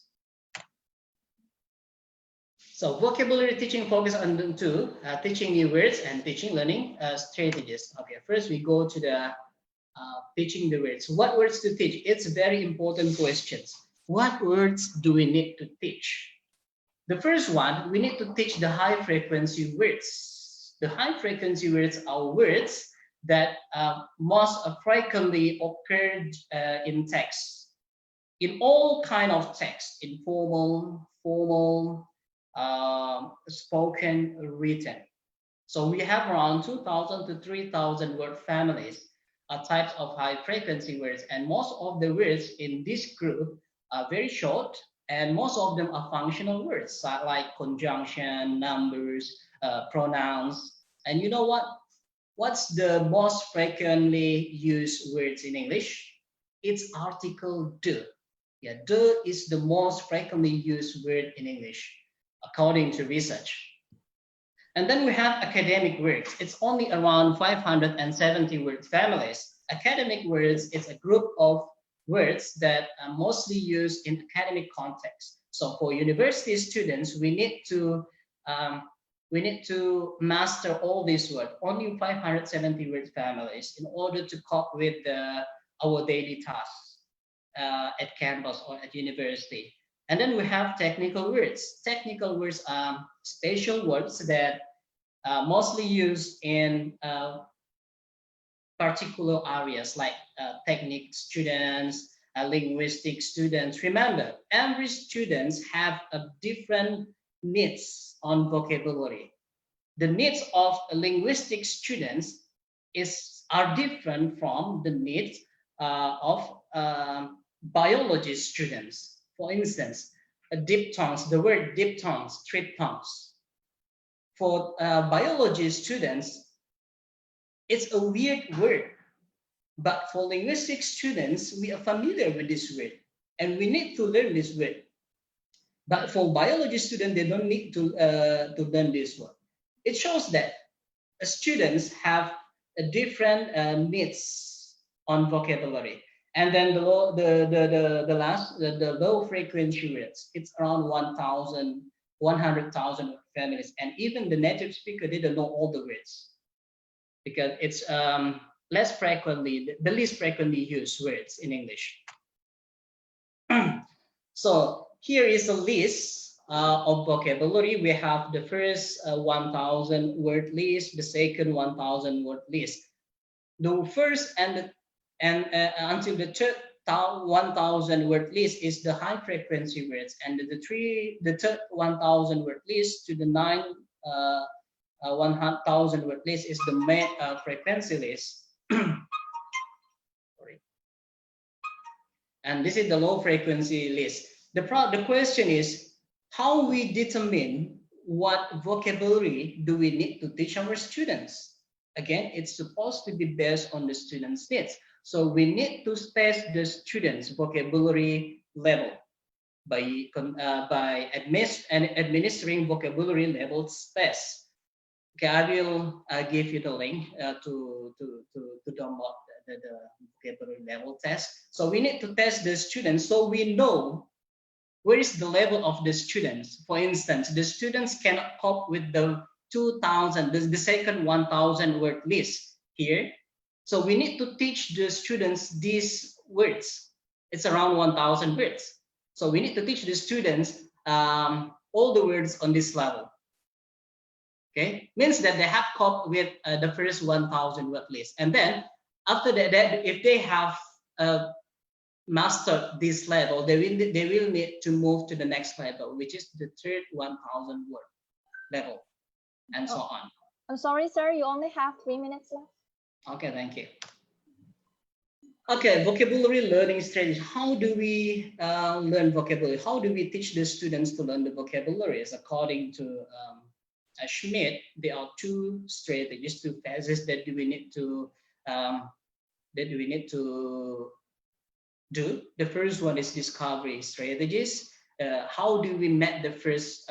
How do we meet the words for the first time? And then the consolidation strategies when we meet the word on the next occasions. So discovery strategies. There are two strategies that we may use. The first one is the determination strategies, the way we try to figure out the meaning of the word by looking at the meaning on our own, such as looking at dictionary, using Google Translation, and so on.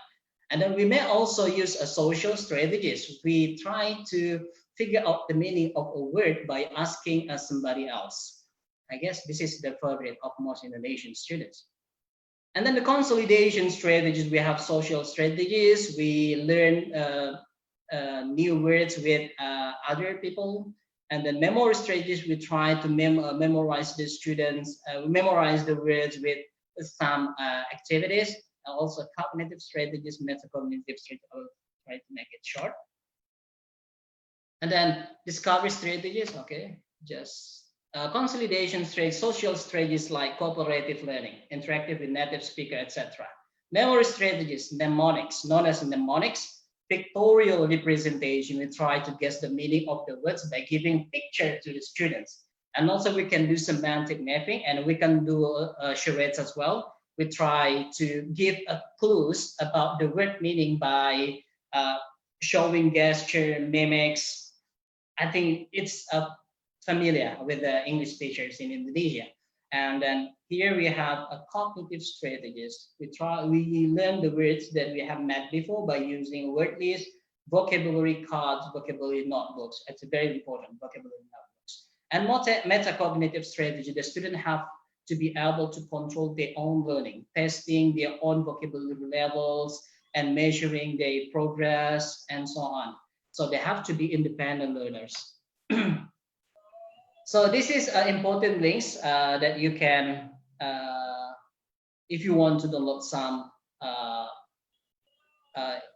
vocabulary instruments, also some resources. So yeah, that's all from me. Thank you. Okay, what an interesting topic, sir. So once again, vocabulary determines the success of acquiring language. Is that right, sir? Okay, one sentence to conclude my presentation today.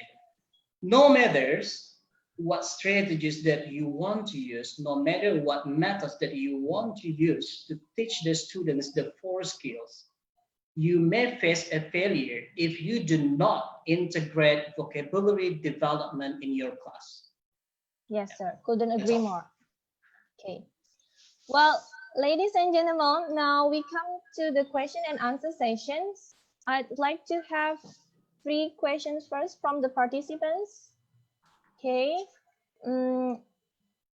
I have already had the questions here. I will read it. The first question is,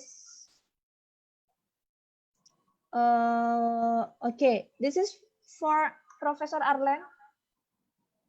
Okay. I can see that many Filipinos and Filipinos speak English most of the time in their daily life besides Tagalog. Speaking about culture, I'm curious, how do English teachers in the Philippines can significantly bring students to utilize English in their daily life? At the same time, what are ways for ELT teachers in the Philippines to preserve the local wisdom or cultural values? Actually, I have already answered personally to the person who raised the question. Okay. However, for everybody to know it, Yes. usually teachers make use of, in our country, make use of English as our medium of instruction. And for us to have to integrate, for us to have an integration of values and culture into the lesson. Okay. Is there any additional again, ma'am, for the answer? Yeah, I have already answered it. Personally, okay. In the personal chat box of the person who raised it. Okay, we move to the next question. Thank you, Prof. The next question is, this is to, okay, this is from Erma Ferras. What is your most recommended appropriate technique in teaching? Kindly cite at least 3 kinds and why in your place. Okay. Maybe from Professor or from Mr. Eddy, Suaib? Let me answer the question here. So okay. I think it's, yeah, because I teach for those wanting to take for their IELTS examination, let's say TOEFL and IELTS. So I have taught them how to deal with their own study, or we call self-directed. So instead of giving them like a teaching center, a classroom, so I prefer to have like a student center classroom. And I strongly suggest them to go with the critical thinking, because this is this kind of a powerful tools to help them to think critically and also understand what behind the text before they develop their own study self. That's the answer. Okay. Any additional answer from Mr. Sudarman, maybe? No, thank you. Oh, no, thank you. And next question. How, oh, this is the question for Mr. Sudarman, I think. How to teach vocabulary in the classroom with the type curriculum? How to teach the vocabulary in the classroom with the type curriculum? With the what? Type curriculum. Type curriculum. Oh, okay. Padat, maybe, sir. Okay, there are 2 kinds of vocabulary teaching, direct and indirect one.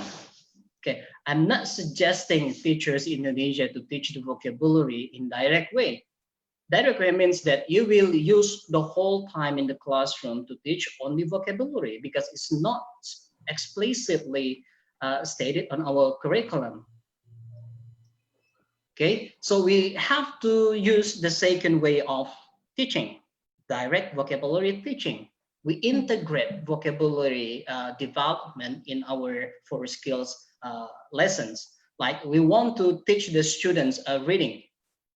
We give them a passage, we give them a reading passage, and then we try to introduce, at the beginning, we try to introduce them some unknown words to the student. We explain the meaning, and maybe it only take around 10 to 15 minutes to discuss about the vocabulary. We don't need to use the whole time in the classroom to teach the students vocabulary, because it's not suggested in our curriculum. But yes, as an introduction to the 4 skills, you need to teach some vocabularies in your materials that the students may not understand. Okay. Okay, sir. Can we have another question? I think this is for Mr. Eddy Suaib. Hello, Mr. Eddy Suaib. I'm Yes, glad to see you I'm today. here. Yes. This is from Mr. Ahmad M. Wow. Okay, I'll read it for you. I'm so glad to see you today. We met you in your awesome seminar Meta Talk 2019, Jakarta, I guess. It's really interesting. And okay, straight to the question. How is the role of the teachers in Indonesia to teach language based in the education's multicultural in multicultural education? We know that students in Indonesia is multicultural. So how the role of the teachers in teaching that multicultural students? I think that is the question. Okay, that's great. So I think I see there are 2 questions there. So let me check it first. Okay, it's all about the USA and the hashtag Black Lives Matter. I think it's. Oh yeah. So yes, berbasis multicultural education in Indonesia. I think it's a little bit challenged to teach multicultural. So if I were the teachers, then things to consider that students need to be equipped with the critical thinking, the skills what we need for the critical thinking. This is the most important one. If someone with critical thinking skills, they can understand the link between the ideas, and also they can determine the importance and relevance of the argument of the ideas. They also can identify inconsistent and errors in reasoning.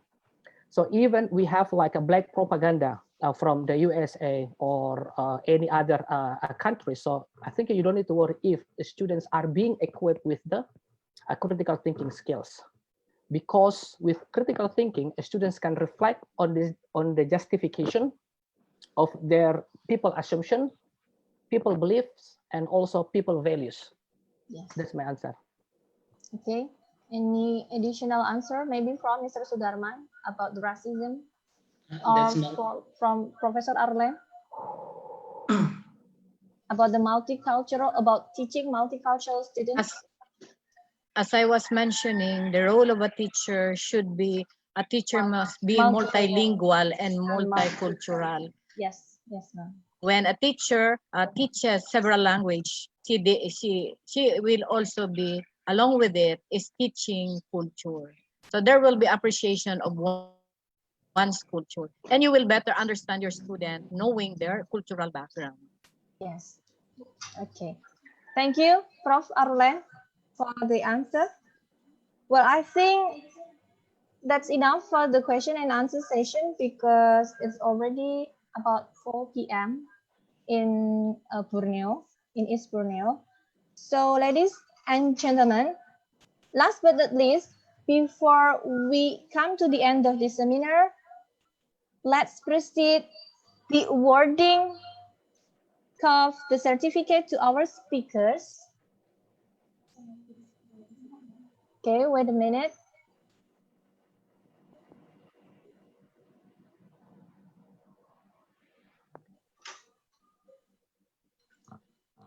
Okay.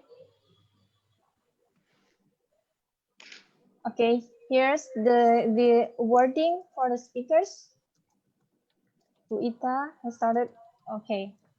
The first certificate of appreciation is hereby given to Professor Arlene Ortega Monslave, Ph.D., for sharing his valuable knowledge and expertise as keynote speaker during the online seminar series with the topic Contemporary Challenges and Perspectives in ELT on July 18 in Tanjung Redeb, Berau, East Borneo, Indonesia, signed by the Chairman of Sekolah Tinggi Ilmu Tarbiyah Muhammdiyah Tanjung Redeb and the Head of English Education Department.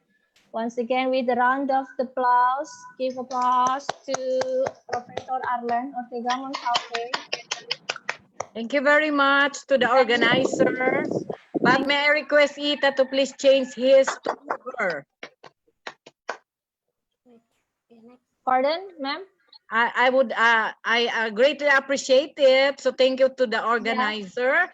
However, may I request Ita to change his to her for sharing her value. Okay, ma'am. Thank you. Selamat. Thanks, Ita, to her for sharing her. Okay, ma'am. You really detail. Okay. Okay. Next, certificate of appreciation is hereby given to Mr. Eddy Suaib, M.A., for sharing his valuable knowledge and expertise as speaker during the online international service with the topic Contemporary Challenges and Perspectives in ELT on July 18, Tanjung Redeb, Berau, East Borneo, Kalimantan, East Borneo, Indonesia, signed by the Chairman of Sekolah Tinggi Ilmu Tarbiyah Muhammdiyah Tanjung Redeb and the Head of English Education Department. Please join me with a round of applause. Thank you very much. Thank you very much for all organizers. Thank you. Thank you so much, sir, for your participation in this seminar. And next, certificate of appreciation is hereby given to Mr. Sudarman, M.Ed., for sharing his valuable knowledge and expertise as speaker during the online international series with the topic Contemporary Challenges and Perspectives in ELT on July 18, Tanjung Redeb, Berau, East Borneo, Indonesia, signed by the Chairman of Sekolah Tinggi Islam Tarbiyah Muhammdiyah Tanjung Redeb and the Head of English Education Department. Please join me with a round of applause to Mr. Sudarman, M.Ed. Thank you so much, sir, for your insightful knowledge about vocabulary. Okay, now, ladies and gentlemen, we have shared the link of attendance link here to receive the certificate. But before we truly end this seminar, I would like to invite you to take a picture with us. Please switch on your camera so we can see your handsome and beautiful face. Okay. We're waiting for you. Please switch on your camera. Okay. Okay. Hello, Ma'am Chahyani with the red veil. You're very beautiful. Okay. Okay. Let me see. Okay. Everyone's already here. Are you ready, guys? Yes, ready. Okay. 1, 2, 3. Smile. Okay, thank you so much. Once again, maybe? No? Once again, okay. The committee asked me to invite you to take a picture once again. Okay. 1, 2, 3, smile.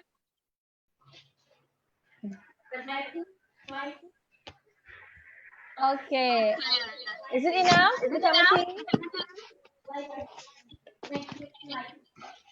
Next slide. Oh, slide 2. Oh, okay. This is the slide 2. 1, 2, 3. 3. Okay. 1, 2, 3. Okay, thank you so much for the participation.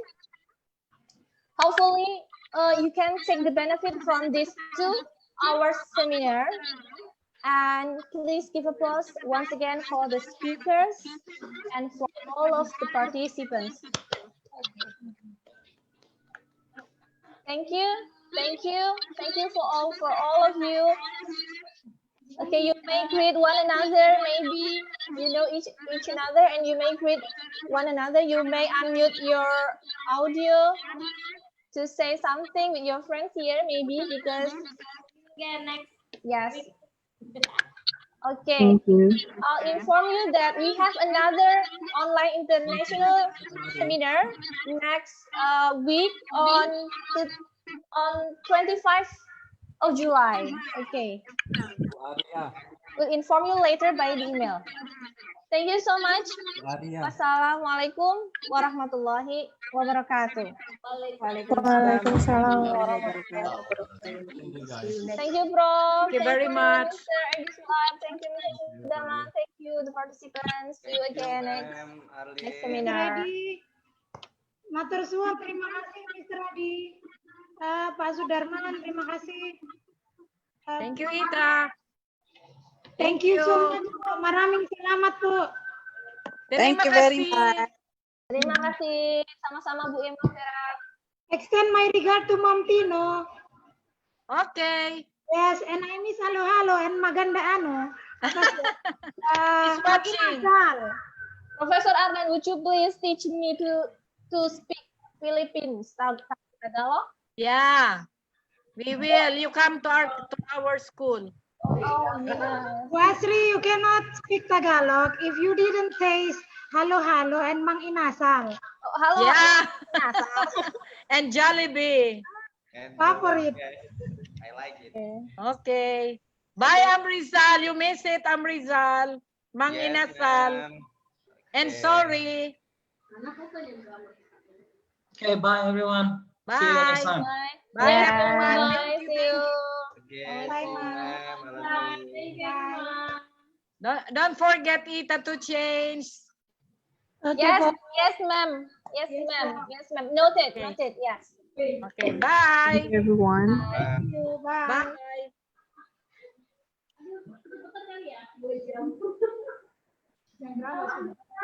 Alhamdulillah.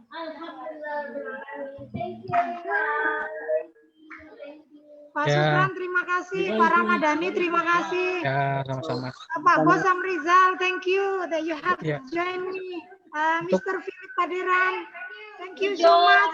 And see you for the next webinar. Miss Aim, thank you. For the certificate, you can contact the committee. Okay. Yes, we have shared the link of the attendance here. You can click the link, and you will receive the certificate fully issued in several days. Okay, and don't forget to attend the next series of the seminar. In the same day, in the Saturday, and in the same time, at the same time. Okay, next Saturday on to 25th of July. Please see me again. Oh no, see Bu Ita again. Maria. Okay. We are going to dismiss. See you again. Assalamualaikum warahmatullahi wabarakatuh. Waalaikumsalam warahmatullahi wabarakatuh. Rizal, sabar ya. Nanti lagi ya. Yang Riri, Bu.